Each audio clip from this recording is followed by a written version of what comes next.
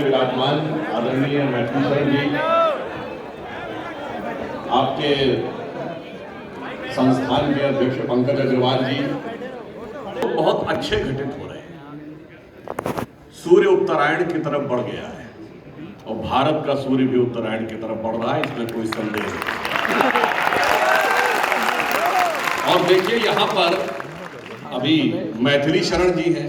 अब अगर मैथिली शरण उपस्थित हो और विष्णु जी भी हो तो पंकज अर्थात कमल खिलना तो स्वाभाविक है।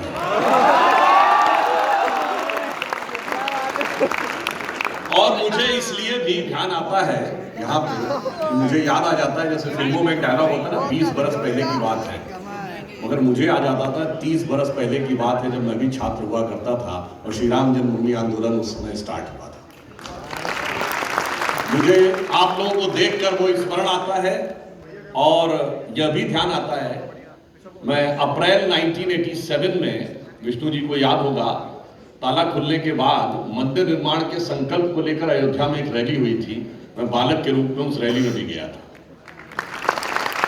9 नवंबर 1989 को जिस दिन शिलान्यास हुआ था, तो हम लोगों को भी दायित्व दिया गया था, इतनी जगहों पे शिला पूजन कराना था। तो हम लोग संघ में थे और संघ के भिन्न भिन्न दायित्वों का छात्र जीवन में निर्वहन कर रहे थे। तो मुझे 4 छात्रावासों में शिला पूजन कराने का दायित्व भी करने का सौभाग्य प्राप्त हुआ था। अब जब हम लोग उस रैली में गए थे तो वो बड़ा प्रसिद्ध गीत, अगर आपको ध्यान हो तो उसकी पंक्ति क्या थी, जहां से ये भगवान राम और भारतीय समाज की संवेदना, समन्वय और क्या संबंध है, ये उजागर होता है कि जन जन के मन में राम रमे और प्राण प्राण में सीता है। हर हृदय की धड़कन रामायण, पग पग पर बनी पुनीता है। यदि राम नहीं है श्वासों में तो प्राणों का घट रीता है। तो हम लोग कहते थे, इसलिए नरनाहर श्री पुरुषोत्तम का हम मंदिर भव्य बनाएंगे, सौगंध राम की खाते हैं हम मंदिर भव्य। परंतु ये चीज उतनी आसान नहीं थी। आज कुछ वैसा बताऊं जैसे हम लोग अपने बुजुर्गों से स्वतंत्रता आंदोलन के विषय में सुनते थे, वैसे युवा पीढ़ी को समझना चाहिए, इतना आसान नहीं था। उस समय का शासन प्रशासन बड़ी क्रूरता दृढ़ता के साथ इसे रोकने के लिए था। तो हम लोग भी जब अयोध्या गए तो जानते हैं क्या गीत गाया जाता था कि ये तन प्रभु राम का, मन प्रभु राम का, तो हर क्षण बोलिए जय श्री राम, जय श्री राम। आस प्रभु राम की, श्वास प्रभु राम की, तो हर क्षण बोलिए जय श्री राम। लोक पर लोक यही यही मोक्ष धाम है, तो हर क्षण बोलिए जय श्री राम। फिर आगे हम लोग कहते थे कि शासन चलाए चाहे सीने पर गोलियां, परवाह नहीं कीजिए शरीर और प्राण की। आए आपदाएं विपदाएं भले कितनी, बनाएंगे हम मंदिर सौगंध श्री राम। और हमें इस बात का बहुत हर्ष है। उस समय मैं ईमानदारी से बता रहा हूं, छात्र के रूप में हम लोग वहां गए थे, शिला पूजन किया था, पर विश्वास नहीं था कि हमारे जीवन काल में ये दिन आएगा। परंतु जो इच्छा करी हो मन माही, राम कृपा कुछ दुर्लभ नहीं, वो साकार हुआ। अभी विष्णु जी बोल रहे थे, मैं ये भी कह सकता हूं, जो श्री राम जन्मभूमि का आंदोलन था वो भारत के जागरण का प्रतीक था, और जागरण का भी विकास भारत के उसी जागरण के साथ सिंक्रोनस होकर हुआ था। मुझे याद है 30 अक्टूबर 1990, आज की पीढ़ी को निश्चित रूप से ये पता होना चाहिए कि ये कितना कठिन था। 29 और 30 अक्टूबर 1990 लखनऊ आने वाली सारी फ्लाइट्स कैंसिल, सारी ट्रेन्स कैंसिल, सारी buses cancel, no private vehicle can come in. Private गाड़ी से भी नहीं जा सकते, केवल सरकारी गाड़ी जा सकते हैं। और उस जमाने में इंटरनेट तो था नहीं, एसटीडी फोन से दूसरे शहर में बात हो सकती थी। ऑल एसटीडी लाइन ब्लॉक्ड, केवल सरकारी एसटीडी लाइन चल रही थी।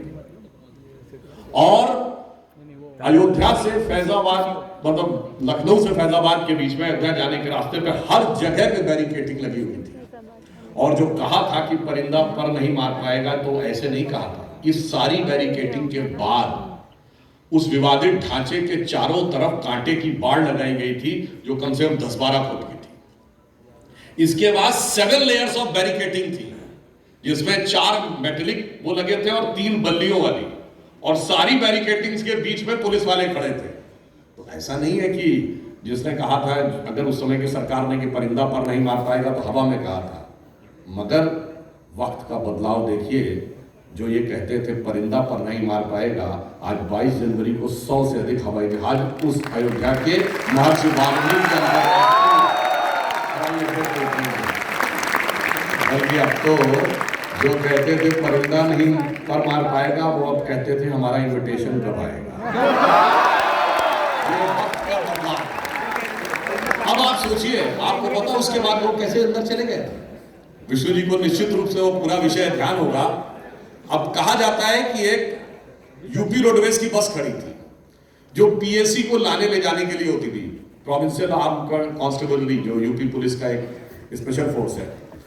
तो एक साधु बाबा उसमें घुस गए और कहा जाता हूं पहले रोडवेज में ड्राइवर रहे थे, उन्हें रोड चलाना आता था, और तमाम साधु लोग उस बस में घुस गए और वो बस अयोध्या की गलियों में से गई और वो बैरिकेडिंग्स को तोड़ते तोड़ते तोड़ते तोड़ते वहां तक पहुंच गई जहां पर की कांटे की बाड़ लगी हुई थी। अब कांटे की बाड़ तो थी 12 फुट की, मगर जब बस उससे जाके लग गई तो बस के खिड़कियों से लोग चढ़ के बस की छत पे आ गए और उससे अंदर जाकर कूद गए और उन्होंने गेट का ताला तोड़कर उसे खोल दिया। अब कोई कहेगा कि साहब ये तो लापरवाही में हो गया होगा, मगर मैं कहता हूं इसमें बड़ा दैव संयोग है। पहले तो बस वहां खाली खड़ी थी, अच्छा बस में चाबी भी लगी हुई थी। अच्छा चलिए, जो चलाने वाला था वो इतना एक्सपर्ट था कि बगैर चाबी के उसने खोल लिया, गाड़ी को चला दिया। अब आप सोचिए, उन पतली गलियों में बस को चलाना इतना आसान काम नहीं, कहीं भी बस टकरा कर रुक सकती थी। इसके बावजूद इतनी कुशलता से बस चली कि आगे चलती चली गई। और उस जमाने में उत्तर प्रदेश रोडवेज की जैसी बसें हुआ करती थी, मतलब not to be taken otherwise, हम लोग बचपन में याद है खटारा टाइप बसें होती थी कि अगर चलो तो नीचे सड़क तक दिखती थी। अगर नॉर्मल बस होती तो 2-3 बैरिकेडिंग में तो कन्वेयर बेल्ट टूट जाती, पर 7 बैरिकेडिंग तोड़ने के बाद भी कन्वेयर बेल्ट भी नहीं टूटी। अब इसको कोई संयोग माने या दैवयोग माने, मानो तो गंगा मानो, न मानो तो बहता पानी। और उसके बाद यह भी ध्यान रखने की बात है, मुझे याद है 30 अक्टूबर 1990 के दिन बड़ी बेचैनी थी। सवेरे का अखबार हमारे यहाँ जागरण आता था हिंदी के लिए और अंग्रेजी में टाइम्स ऑफ इंडिया आता था। जागरण ने लिखा, हेडिंग ये थी, आज 30 अक्टूबर है, क्योंकि 30 अक्टूबर इतने दिनों से सुना जा रहा था कि सबके मन में एक सेंसेशन था। मुझे ये भी याद है कि 28 अक्टूबर को अटल जी की एक सभा तय थी लखनऊ के अमीनाबाद वाले झंडे वाला पार्क में, पर अटल जी को एयरपोर्ट पर ही अरेस्ट कर लिया गया। सभा के लिए हम लोग वहां पहुंचे थे, बाद में पुलिस ने तितर बितर कर दिया था। अब उसके बाद अंग्रेजी के अखबारों की हेडिंग जानते क्या थी? Nation zero hour. अब उस जमाने में तो ना मोबाइल था, ना इंटरनेट था, इंडिपेंडेंट मीडिया भी नहीं था। दोपहर में 2 बजे आकाशवाणी से समाचार आते थे, 2 से 2:10 हिंदी के, फिर 2:10 से 2:20 इंग्लिश के। हम लोग बड़ा कान लगा के सुने क्या हुआ, तो उन्होंने कहा जी कुछ नहीं हुआ, चंद लोग इकट्ठा हुए थे सरयू के पुल के बाहर और उन्हें खदेड़ दिया गया। 3 बजे 5 मिनट का समाचार दूरदर्शन ने आना शुरू किया था, 5-5 मिनट का हिंदी इंग्लिश का, वो सुना, उसने कहा जी कुछ नहीं हुआ। अब हम लोगों को जो जानकारी थी संघ के हिसाब से ऐसा तो नहीं हो सकता, क्योंकि सड़कें ब्लॉक कर दी गई थी, लोग गांवों गांवों खेत खेत होते हुए पगडंडी के द्वारा पहुंच गए थे।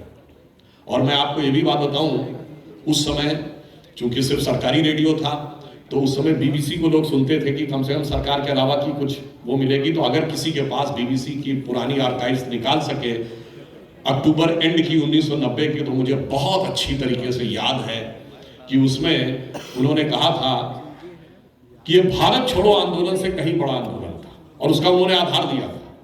विश्व हिंदू परिषद ने दावा किया था कि 20 से 25 लाख लोग गिरफ्तार हुए, सरकार ने स्वीकार किया था कि 5.5 से 6 लाख लोग गिरफ्तार हुए, यूपी गवर्नमेंट ने। जबकि भारत छोड़ो आंदोलन में यूपी गवर्नमेंट ने एक्सेप्ट किया था, उस समय अंग्रेजों की सरकार ने, कि 20,000 लोग गिरफ्तार हुए, कांग्रेस ने दावा किया था 1 लाख लोग गिरफ्तार हुए। यानी 20 गुने का अंतर, जबकि आबादी 1942 से 1990 के बीच में डबल भी नहीं हुई थी। यानी अगर पॉपुलेशन को भी कंसीडरेशन कर लें तो 10 टाइम्स ज्यादा लोग इसमें इन्वॉल्व थे। ये बीबीसी ने अपनी एक रिपोर्ट में बताया था, जो मुझे याद है, इसलिए मैं कह रहा हूं लास्ट वीक ऑफ अक्टूबर के अगर बीबीसी के हिंदी सेवा के आर्काइव्स को निकालेंगे तो उसमें चीज आ जाएगी। मैं सिर्फ इसलिए बता रहा हूं कि कितना भारी आंदोलन था, ये आपको समझने की आवश्यकता है। और उसके बाद क्या हुआ, रात को आपको याद हो 8:45 बजे आकाशवाणी से भी समाचार आते थे, 15-15 मिनट के, 8:45-9 बजे, और दूरदर्शन पे भी आते थे। दूरदर्शन आकाशवाणी दोनों ने कहा कुछ भी घटना नहीं हुई, केवल चंद लोग सरयू के पुल के उस तरफ इकट्ठा हुए थे, पुलिस ने हल्का बल प्रयोग करके उनको तितर बितर कर दिया। और नेक्स्ट डे मॉर्निंग अखबारों के ऊपर कार सेवकों की गुंबदों पर चढ़ी हुई तस्वीरें और ध्वज फहराते हुए तस्वीरें, सरकार शर्म से पानी पानी। और ये मैं इसलिए भी कहना चाहता हूं, जो लोग आज कहते हैं अभिव्यक्ति की स्वतंत्रता, मीडिया की इंडिपेंडेंस, ये वो, उसका जीता जागता प्रमाण ये है। और मैं ये भी बताना चाहता हूं कि 30 अक्टूबर 1990 को जो फायरिंग हुई उसमें तो अपेक्षाकृत बहुत कम संख्या थी, मगर उससे खिसिया कर, बौखला कर सरकार ने 2 नवंबर 1990 को जो फायरिंग कराई, उस दिन कोई कार सेवा नहीं थी, केवल कार सेवक बैठे हुए भजन कर रहे थे और भजन करते हुए कार सेवकों के ऊपर गोलियां चलाई गई, जिसमें सैकड़ों लोग घायल हुए, सैकड़ों लोग मारे गए। 325 की लिस्ट विश्व हिंदू परिषद ने कोर्ट की प्रोसीडिंग में दी थी, जिसमें मारे गए और घायल हुए लोगों की थी। ऑफिशियली यूपी गवर्नमेंट ने सिर्फ 16 एक्सेप्ट किए थे। आप ये समझिए कि कितना बड़ा आंदोलन था, इससे आप अंदाजा लगा सकते हैं।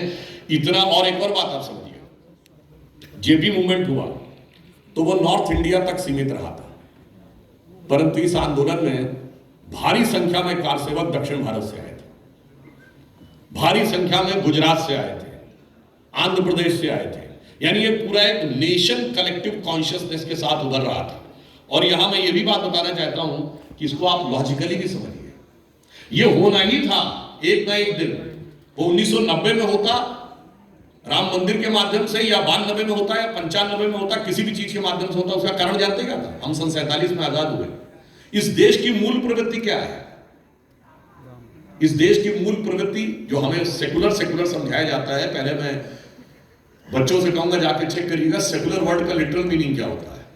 धर्मनिरपेक्ष नहीं होता है।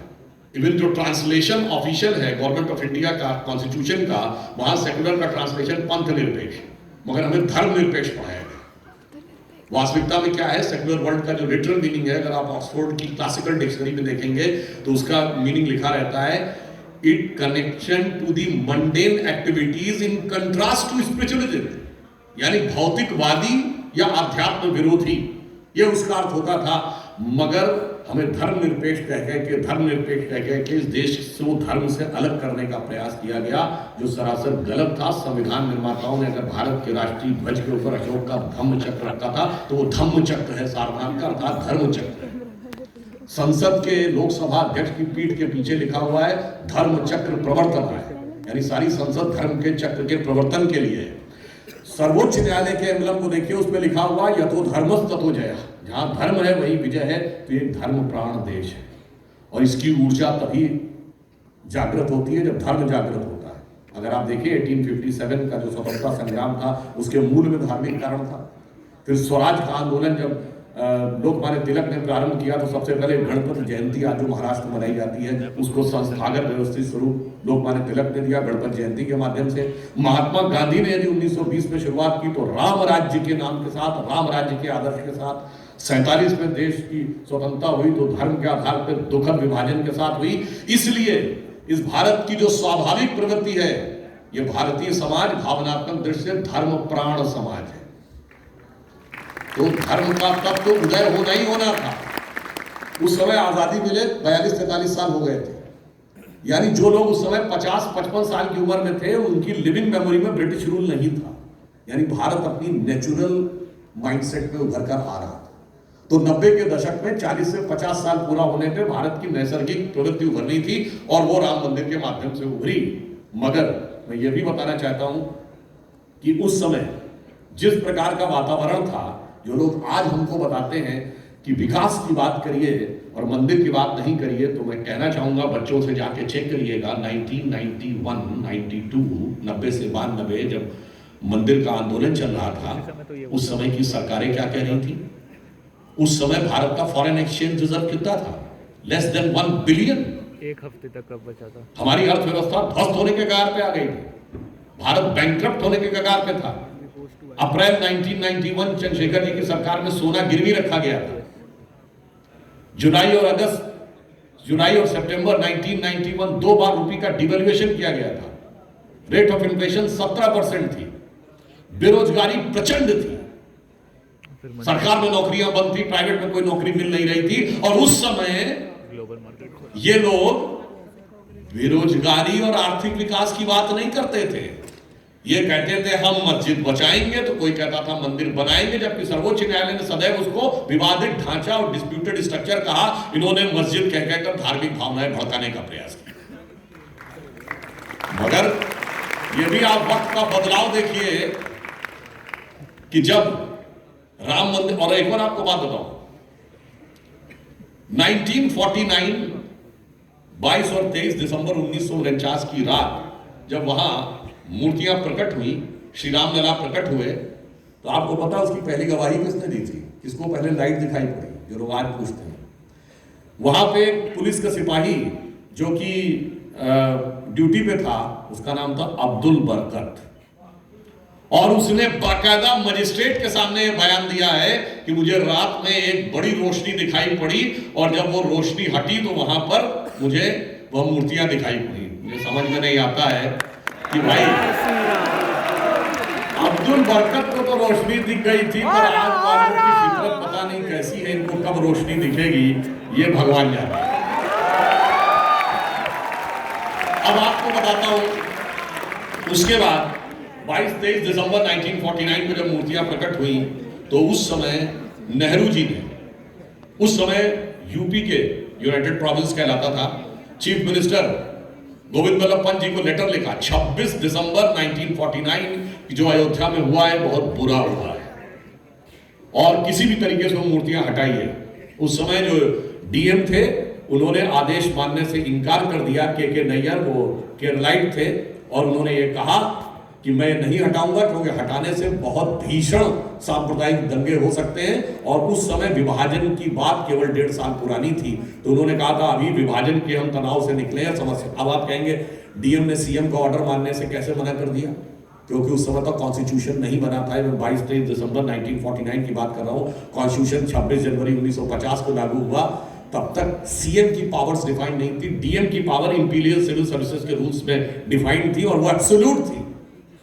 और मैंने तो यहां तक सुना है, मैं इसका पुष्टि नहीं करता क्योंकि लोग कहते हैं जो पुराना पायनियर अखबार था उसमें यह भी था कि पंत जी ने वहां जाने का प्रयास किया, तो फैजाबाद के सर्किट हाउस में डीएम ने उनको रोक दिया। तो अखबार में यह भी हेडिंग निकली, चीफ मिनिस्टर अंडर अरेस्ट, क्योंकि डीएम को यह पावर थी कि अगर उसको लगे कि कोई कानून व्यवस्था की स्थिति हो रही तो किसी को भी रोक सकता था। और तब तक सीएम क्या है ये डिफाइंड नहीं था, गवर्नर डिफाइंड था उस समय। तो आप सोचिए जिन्होंने लिखा कि बहुत बुरा हुआ।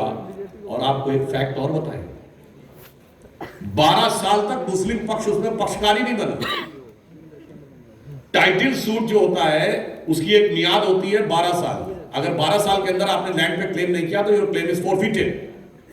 और इस बारे में के मोहम्मद ने, जो आर्कियोलॉजिकल सर्वे के अधिकारी थे, उन्होंने अपने मेमोयर में लिखा है कि वो 12 साल इसलिए नहीं किया कि मुस्लिम समाज में बहुत बड़ा वर्ग था जो ये सोच रहा था कि हमें इस चीज में नहीं पढ़ना चाहिए, इस स्थान का हमारे लिए कोई खास महत्व नहीं है, हिंदुओं के लिए इस स्थान का बहुत महत्व है, तो हमें छोड़ देना चाहिए। मगर तब लेफ्ट लिबरल सेक्युलरिस्ट उन्होंने जा जाके उनके कान भरे, और जब 12 साल की मियाद पूरी होने में 1 हफ्ता रह गया था, दैट वाज दिसंबर 1961, तब ये टाइटल सूट फाइल किया गया कि हमको भी पार्टी बनाया गया। आप इससे समझिए कि चीज स्वतः समाधान हो सकता था। अगर सोमनाथ का मंदिर उस समय समाधान हो सकता था, तो श्री राम मंदिर क्यों नहीं उस समय समाधान हो सकता था? जब हम लोग छात्र जीवन में थे तो एक विचारक आए हमारी यूनिवर्सिटी में, तो उनसे सवाल पूछा गया कि आज आप लोग इसको मुद्दा बना रहे हैं, जब आजादी के जस्ट बाद सोमनाथ का मंदिर सॉल्व हो गया तो ये राम मंदिर क्यों नहीं सॉल्व हो गया? तो उन्होंने मजाक में हंसते हुए कहा शायद इसलिए सॉल्व ना हो पाया हो कि सोमनाथ सरदार पटेल के प्रोविंस में पड़ गया था और ये नेहरू जी के प्रोविंस में पड़ गया। और उन्होंने कहा शायद इसीलिए सारी रियासतें सॉल्व हो गई। जो रियासतों का महकमा सरदार पटेल के पास था, उसमें से एक एक्सक्लूसिवली नेहरू जी ने अपने पास रख ली थी, वो कश्मीर, वो आज तक सॉल्व नहीं हो पाई। वो अगस्त 2019 में जाके सॉल्व हुई, मोदी जी के नेतृत्व में, जब हमारे गृह मंत्री अमित शाह जी ने संसद में पास कराया। तो मैं सिर्फ ये बताना चाहता हूं, सॉल्व कभी भी हो सकता था।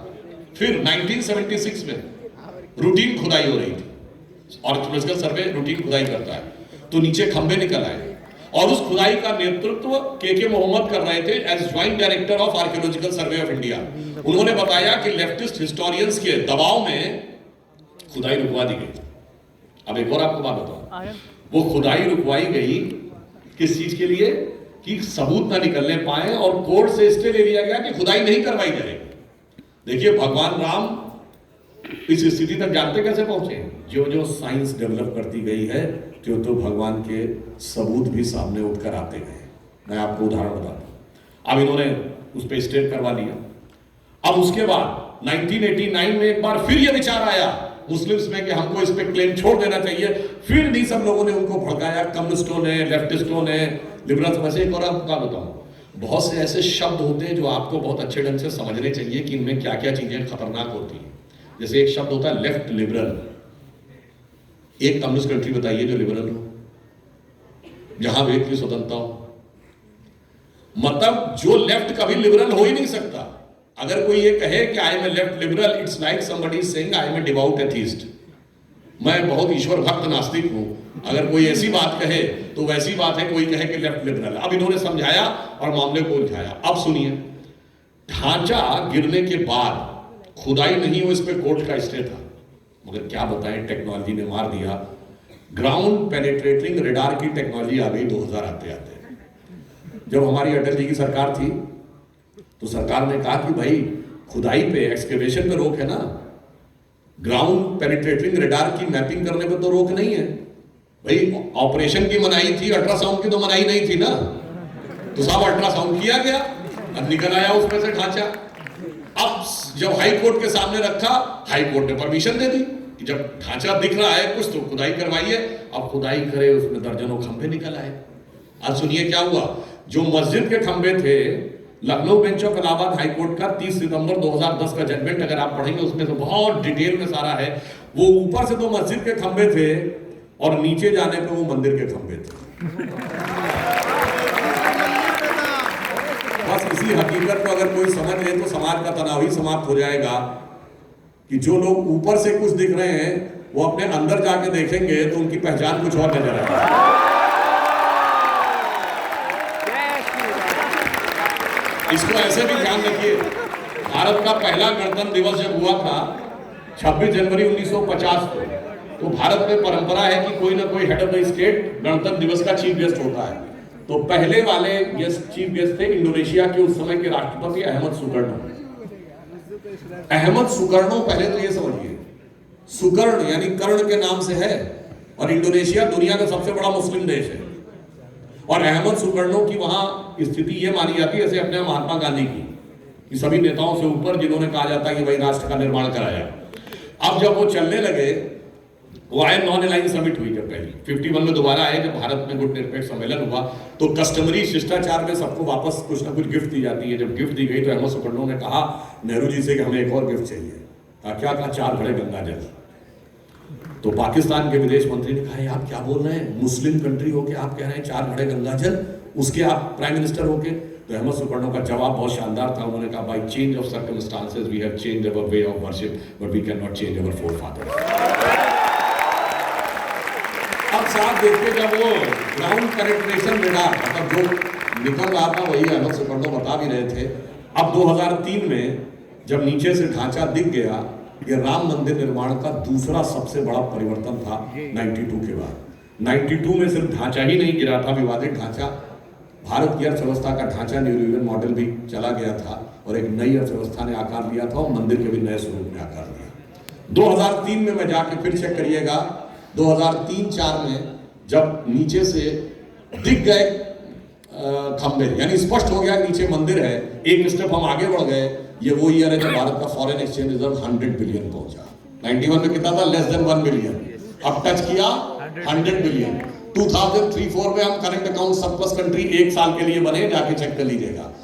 2003-4 में एक ही क्वार्टर के लिए सही हमने 10% की ग्रोथ रेट अटेन की, यानी इधर राम मंदिर उठ रहा था, उधर देश उठ रहा था। अब आप आइए 2019 में जब जजमेंट आया और 5 अगस्त 2020 को जब प्रधानमंत्री जी ने उसका शिलान्यास किया तो हमारा फॉरेन एक्सचेंज रिजर्व 500 बिलियन पहुंचा।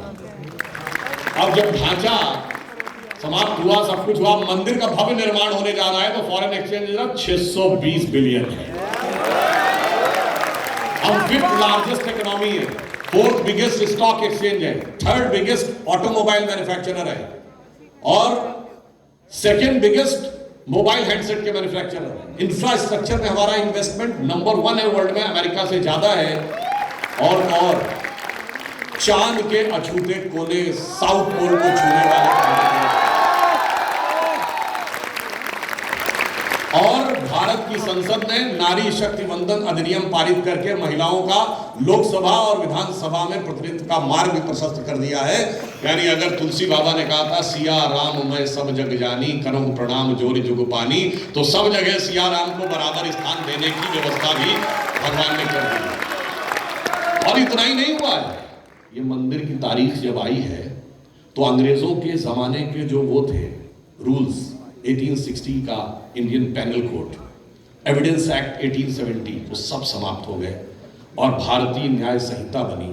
और अब जैसा गृह मंत्री अमित शाह जी ने अपने इंटरव्यू में कहा है, अगले 5 से 10 साल में बैकलॉग खत्म होगा, उसके बाद कोई भी आपराधिक मामला होगा 3 साल के अंदर निर्णय मिल ही जाएगा।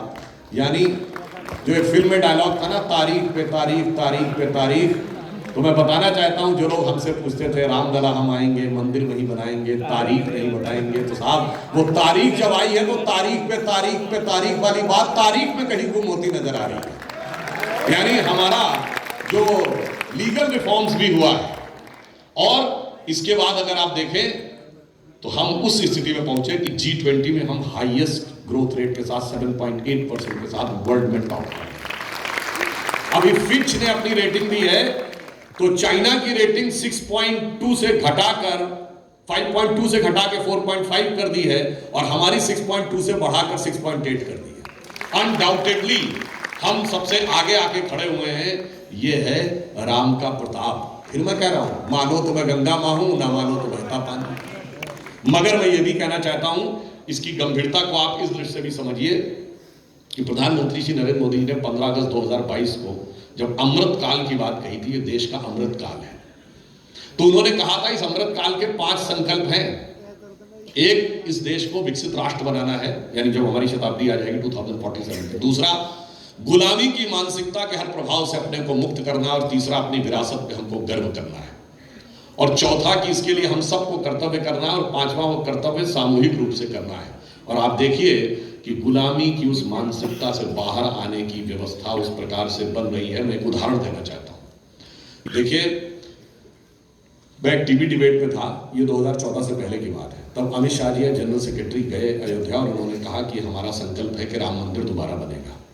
और कुंभ के मेले में तत्कालीन राष्ट्रीय अध्यक्ष राजनाथ सिंह जी ने भी जाके कहा। तो एक महोदय थे अपोजिट में, नाम नहीं लूंगा उनका, अपोजिट पार्टी के प्रवक्ता थे, मुझसे कहने लगे कि what you are talking about, India is emerging in the 21st century, aspire to become an economic superpower। आज की यंगर जनरेशन है जो technology oriented, tech savvy, technologically advance होना चाहती है, इकोनॉमिकली सुपर पावर बनना चाहते हैं। These are the younger aspirations. Where does Ram मंदिर fits in this? तो मैंने उनको जवाब दिया, सुनिए जनाब, we do not want to become just economic superpower। Economic super power तो बहुत बहुत रह गई है। जापान इकोनॉमिक सुपर पावर है, सो व्हाट? दुनिया में क्या इन्फ्लुएंस है? Singapore highest per capita income है, हांगकांग, ताइवान, मकाओ। हमने कहा हम दुनिया में इकोनॉमिक सुपर पावर नहीं बनना चाहते, हम वर्ल्ड लीडर बनना चाहते हैं।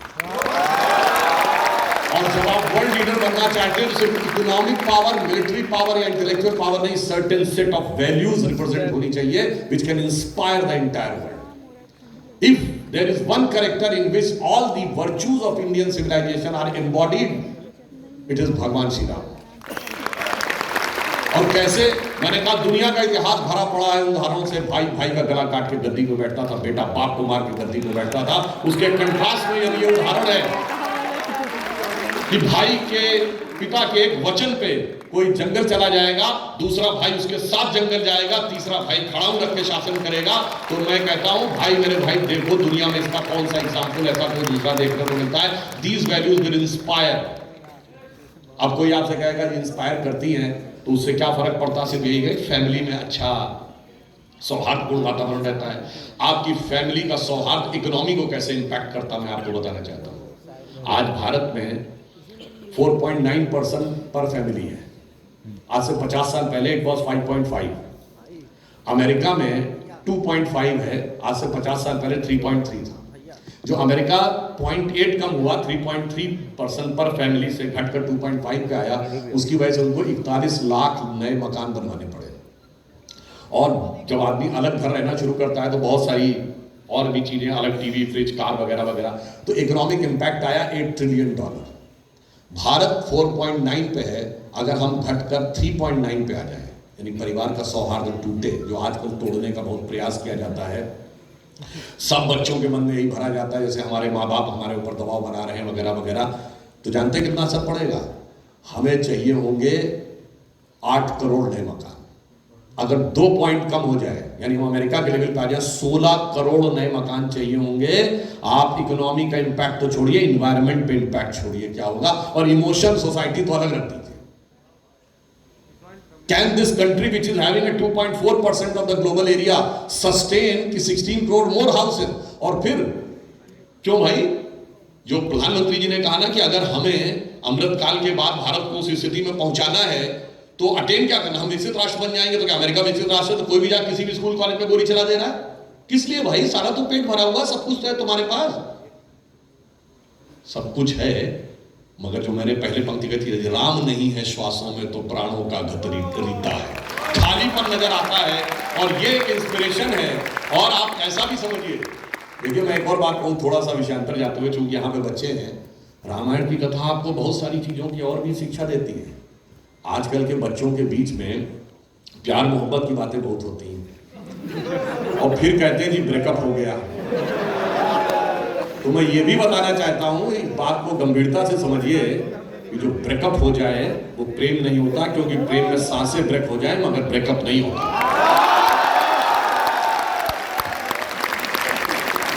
जैसे एक वसीम बरेलवी साहब का शेर है कि माना मुझे अपना हाल बयां करना नहीं आता, और तुझे भी तो उसे एहसास करना नहीं आता।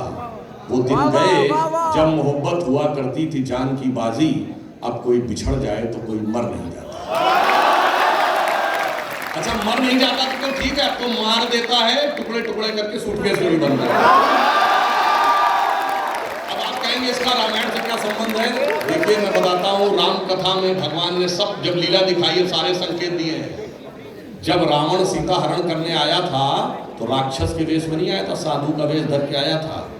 तो हर व्यक्ति जो दिखने में आपको बड़ा बेहतर लग रहा हो, इतनी आसानी से उस पर यकीन मत करिएगा। मतलब मैं बच्चियों से कहना चाहूंगा कि राम कथा में संकेत देती है कि बिटिया इस संसार में संभल के चलियो जाए, ना जाने किस रूप में कब रावण मिल जाए। मगर मैं बच्चों से भी कहना चाहूंगा, जो लड़के हैं वो अपने बहुत स्मार्ट मत समझे, अरे मैं तो सब टैकल कर लेता हूँ, उसमें कौन सी बात है, वो तो वो लोग इमोशनल है इसलिए ऐसा हो जाते हैं। आजकल ऐसे ऐसे भी हैं। रावण की बहन कौन थी? सूर्पणखा। अगर गलत चक्कर में फंस गए तो भाई साहब दिन में तारे नजर आ जाएंगे। तो मैं कहना चाहता हूँ, राम कथा ये भी बताती है, बिटवा इस संसार में संभल के चलियो जाए, ना जाने किस मोड़ पे सूर्पणखा मिल जाए। इसलिए आपको करना क्या है, ये बिल्कुल ये मार्केटिंग और इन सब चीजों के इन्फ्लुएंस में मत आइए कि मैं इंडिविजुअल हूं। अरे भाई, आप जो जो आगे बढ़ रहे हैं, अपने माता पिता से हर चीज कंसल्ट करिए और अपने गुरुओं से कंसल्ट करिए, तब डिसीजन लीजिए। अगर आप किस स्कूल कॉलेज में एडमिशन लेंगे, ये आप पूछ के मतलब कंसल्ट करके करते हैं। ऐसा तो नहीं कि जिसकी बिल्डिंग अच्छी दिख गई उसे चले गए, जो बिल्डिंग अच्छी दिख गई उसमें नौकरी कर ली। नहीं, आप चीजों का एनालाइज करते हैं। तो इसीलिए रामचरितमानस में क्या लिखा है? प्रातः काल उठ के रघुनाथा, माता पिता गुरु ना वही माता। तो माता पिता और गुरु तीनों के हिसाब से चलेंगे तो जिंदगी में सही दिशा में जाएंगे, वरना तो मैंने आपको रावण सूर्पणखा की कथा बताई। और मैं अंत में यह कहना चाहूंगा कि आप यह भी बात अच्छी तरीके से समझ लीजिए कि भारत के अंदर एक बड़ा बदलाव आ रहा है, और जो मैंने आपको बताया कि भगवान श्री राम का मंदिर उस बड़े बदलाव का प्रतीक था। क्योंकि जो लोग ये समझते थे कि ये सिर्फ एक मंदिर, एक कोई इमारत नहीं थी, और मंदिर निर्माण का समय कोई एक केवल तिथि नहीं थी, ये एक पूरा संयोग था। और वो संयोग क्या था कि 9 नवंबर 1989 जिस दिन शिलान्यास हुआ उस दिन देवोत्थानी एकादशी थी। 30 अक्टूबर 1990 जिस दिन कार सेवा हुई, वही फेमस वाली इसमें गोलियां चली, उस दिन भी देवोत्थानी एकादशी थी। और 9 नवंबर 2019 देखिए, ठीक 30 साल बाद सुप्रीम कोर्ट का जजमेंट आया और 8 नवंबर 2019 को भी देवोत्थानी एकादशी थी। हम मानिए तो संयोग और मानिए तो दैवयोग। अब जो श्री राम जन्मभूमि का शिलान्यास के बाद अब मंदिर निर्माण होने जा रहा है, जब प्राण प्रतिष्ठा, उस दिन सूर्य उत्तरायण में है, सर्वार्थ सिद्ध योग है, अमृत योग है और द्विपुष्कर योग है। और द्विपुष्कर योग में कहा जाता है डबल फायदा होता है। तो अब एक तो हो ही रहे, अब आगे क्या होगा दूसरा, ये तो भगवान जाने। मगर एक पॉइंट मैं आपसे और कह दूं जाते जाते, आप सब ने 22 जनवरी के मुहूर्त के बारे में सुना होगा। कितने सेकंड तक का कैलकुलेशन है। मैं चुनौती से पूछता हूं, बताइए दुनिया के किसी दूसरे धर्म संस्कृति में धार्मिक कार्य में एस्ट्रोनॉमिकल कनेक्शन के साथ इतना precise to the point, minutes ही नहीं सेकंड तक का है कि 84 सेकंड का मुहूर्त है जिस बीच में भगवान के आंख की पट्टिका खोली जाएगी। है कहीं पर ऐसा? और उसके बावजूद ये सारे लेफ्ट लिबरल सेक्टरों ने हमको समझाया था कि हम अनसाइंटिफिक थे। तो अब जब भगवान जागृत हो रहे हैं, और ये भी आप समझ लीजिए कि हमारे भगवान एक ऐसे भगवान हैं जो सबको समान रूप से प्रिय है। इस दुनिया में एक ही देश है जहां का किंग टाइटल होल्ड करता है, किंग रामा द 10th, वो है थाईलैंड। थाईलैंड हिंदू देश नहीं है, मगर इसके बावजूद वो टाइटल होल्ड करता है किंग रामा द 10th। आपको पता है इंडोनेशिया एक ऐसा देश है जहां प्रतिशत के हिसाब से हमसे ज्यादा रामलीलाएं होती हैं और सब के सब पात्र मुसलमान होते हैं। और वहां जो रामायण लिखी गई उसको कात्यायन कहते हैं, और वो लिखने वाले कौन थे? योगेश्वर कवि। इंडोनेशिया में, इंडोनेशिया की कैपिटल क्या है आप में से सभी लोगों को पता होगा? कितने लोगों को पता है? बाली। जकार्ता। जकार्ता का ओरिजिनल नेम क्या है? जयकर्ता। प्राचीन इंडोनेशिया में 2 प्रोविंसेस होते थे, योग्यकर्ता और जयकर्ता। योग्यकर्ता उन्हीं योगेश्वर ऋषि के नाम पे। आज भी जाकर चेक कर लीजिएगा, जकार्ता के बगल का प्रोविंस का नाम आज भी योगकर्ता ही है। यह दर्शाता है कि वो इंस्पिरेशन किस सीमा तक था हमारा। और अगर आप वेस्ट साइड में जाएं तो सूरीनाम जो अमेरिका के पास है, वहां पे 100 साल पुरानी रामलीला होती है आज भी। और आपको पता है होंडुरास एक देश है। होंडुरास देश का नाम कितने लोगों ने सुना है? लैटिनी अमेरिका में है, नॉर्थ और साउथ अमेरिका के बीच में। आप जाके चेक कर लीजिएगा, the monkey God of Honduras. वहां पर वानर के रूप में भगवान की पूजा होती है, और कई जगहों पे वो गदा लिए हुए भी हैं, कई जगह वो ऐसे घुटने के बल के मुद्रा में है कि बिल्कुल हनुमान जी के रूप में नजर आते हैं। इसका अर्थ हुआ वेस्टर्न साइड से लेके और ईस्टर्न साइड तक। और इंडोनेशिया वर्ड का एक और मीनिंग आपको पता है? ये नीजिया वर्ड ग्रीक्स का है, जिसका मतलब होता है कि द्वीप समूह, और इंडो मतलब इंडियन, यानी भारतीय द्वीप, ये उसका मीनिंग है। तो वहां ईस्ट में इंडोनेशिया से वेस्ट में होंडुरास तक भगवान राम का वो प्रभाव है, जो भारतीय संस्कृति का वो प्रभाव, जिसे सकारात्मक दृष्टि से लेने की जरूरत है, नकारात्मक दृष्टि से लेने की जरूरत नहीं है। और यही हमें विश्व गुरु के पद पर स्थापित करेगा, क्योंकि we are all set to rise in the world, but not as a super power, not to dominate the world, but as a jagat guru to motivate the world. और इसलिए जो प्रधानमंत्री जी ने कहा यही समय है, सही समय है। और मैं तो कहूंगा कि यह पीढ़ी भाग्यशाली है कि अमृतकाल जब समाप्त होगा तो यही लोग देश के महत्वपूर्ण स्थानों पर बैठ के कोई ना कोई कार्य कर रहे होंगे। हम लोग तो बुजुर्ग हो गए होंगे। तो मैं जहां से बात प्रारंभ की थी वहीं पे बात को समाप्त करता हूं कि जो संकल्प था मंदिर निर्माण का वो पूरा हो रहा है, परंतु आगे इसमें क्या होना है, जो अटल बिहारी वाजपेयी जी की बड़ी प्रसिद्ध कविता थी, हिंदू तन मन हिंदू जीवन रग रग हिंदू मेरा परिचय, उसके इस छंद के साथ समाप्त करता हूं जो सबको इंस्पिरेशन देना चाहिए कि मैं अखिल विश्व का गुरु महान, मैं अखिल विश्व का गुरु महान, देता विद्या का अमर दान, मैंने दिखलाया मुक्ति मार्ग, मैंने सिखलाया ब्रह्म ज्ञान। मेरे वेदों का ज्ञान अमर, मेरे वेदों की ज्योति प्रखर, मानव के मन का अंधकार क्या कभी सामने सका ठहर। मेरे स्वर नभ में गहर गहर, सागर के जल में छहर छहर। इस कोने से उस कोने तक, इंडोनेशिया से होंडुरास तक, इस कोने से उस कोने तक कर सकते जगती सौरभ में, हिंदू तन मन हिंदू जीवन, रग रग हिंदू में। और लास्ट में एक और लाइन कह दूं, we are the youngest nation, now we have become the biggest nation, but this is half truth. We are the youngest nation and the biggest nation, but we are the oldest civilization also. तो हमारे सामने एक स्वर्णिम भविष्य है और एक गौरवशाली अतीत है जो प्रधानमंत्री जी ने कहा था कि अमृत काल के 25 साल 1000 साल तक के भारत का आधार बनाएंगे। तो हम वो हैं जो 1000 साल आगे के भारत के बारे में भी सोचते हैं। 10-5 साल एक चुनाव से कोई मतलब नहीं है, और 5000 10,000 साल पुराने भारत के बारे में भी सोचते हैं। बस आपको वो कर्तव्य सही निभाना है। इसे इस पंक्ति के साथ समाप्त करता हूं कि गौरवशाली था भूतकाल, पास्ट, गौरवशाली था भूत, भविष्य भी महान है अगर संभालें आप उसे जो वर्तमान है। धन्यवाद।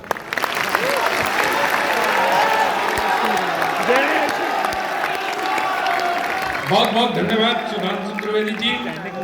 और आपने भारत बनाना है, पाकिस्तान बीत गया, तो एक बार सुधांशु जी के लिए जोरदार तालियों और श्री राम के जय घोष के साथ। और अब मैं रवि पांडे जी को आमंत्रित करता हूँ तो सुधांशु जी को स्मृति चिन्ह देकर लेके रखेंगे कुछ दिन के लिए।